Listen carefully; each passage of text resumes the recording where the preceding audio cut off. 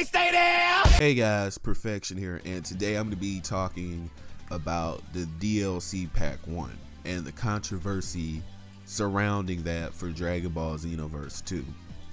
Now, I had to sit here for a while and really think about what was going on because it's hectic and it's very confusing because on one hand,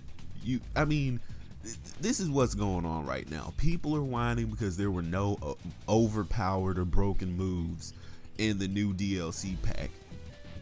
Some people are whining because they felt like, oh, well, there wasn't enough content. But a lot of people are whining because none of that content was broken or overpowered.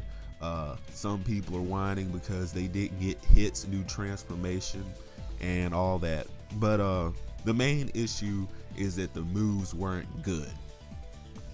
And all I have to say to this is, how dare you hypocrites complaining about how dare hypocrites complain about that when you whine about every other single move in the game.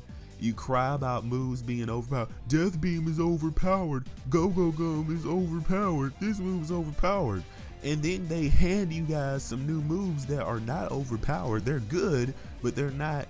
Their damage output is low, and now people are whining about that. Well, we got cheated. The DLC wasn't good. The moves weren't good. The mentors weren't good. Blah blah blah blah blah. And it makes the whole community 100%. It makes the whole community look like idiots because some of us. One second we're whining about overpowered moves, and then in the next we're complaining about moves not being good enough. They give us characters that are, mediocre and average. I agree, Kaba and Frost are mediocre and average, but look how much complaining went into different characters. People complained about Super Saiyan Blue Goku, including myself. I felt like he was overpowered. Then you got people complaining about Hit, complaining about every Goku variation. So then they give us new characters that are not overpowered. They're not too weak, but they're not too good. Their damage output is low, and then you get a whole bunch of people whining about that. Make up your minds, because this goes back to what I was saying. The community needs to be ignored on balance issues. They don't know what balance is. They think they know. They may have read a couple of Game Informer magazines, and now they think they're the aficionados of game balance, but they really don't know what game balance truly is. So now, let me tell you what's about to happen. All future DLC moves are gonna suck.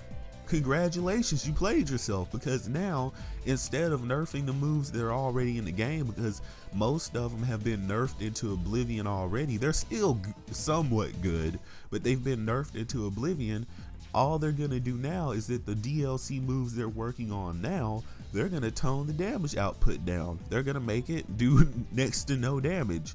I mean, if anything is an indicator, if Breaker Cannon or that one-handed blast that's basically just like Last Emperor is any indicator, every move is going to be weak. I think that's Champa's ultimate. I don't know. I'm pretty sure that's Champa's ultimate. It comes with his mission when it's closed, so I'm just assuming as much. But every new DLC move is going to be under a certain umbrella. It's not going to do anything impressive, and it is the community's fault. If you're whining about this, if you're whining about the DLC mentors not having good moves, how did you not know this was coming when you could have easily just went and tested the mentors and seen what their moves did for yourself? I mean, I already knew that the DLC moves weren't going to be that good because I went and I tested Future Gohan, I tested Bardock, I tested all of them. So I pretty much knew what I was getting right off the bat. And I knew that the only worthwhile mentors were going to be the new Hit and Cooler, because they're the only ones with good moves. But everyone else whining and complaining, please just shut up. Shut up. You're the fault of this. You're the fault that we're going to get weak new DLC moves. You're the fault of all the future DLC characters not being that impressive, because from what I've heard on Twitter and other sources, Super Saiyan Rose Goku is gonna play just like, or Super Saiyan Rose Black Goku is gonna play just like the one we have now. He might have one or two new super attacks, but he's basically gonna play out the way we have him now. We don't know about Zamasu, so he's gonna be the only technically new character, unless we get fused Zamas, which I'm assuming is much. Super Saiyan Blue Vegito, who cares? Vados, who cares? Champa, who cares?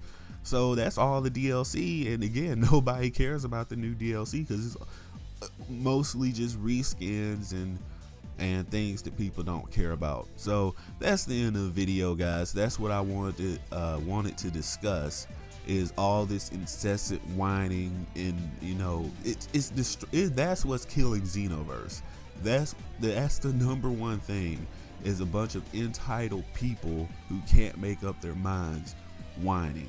I mean, Your Perfect Being Super Itachi, make sure you hit that subscribe button, turn on those notifications, and follow me on Twitch and Twitter as well. I'll see you guys in the next video.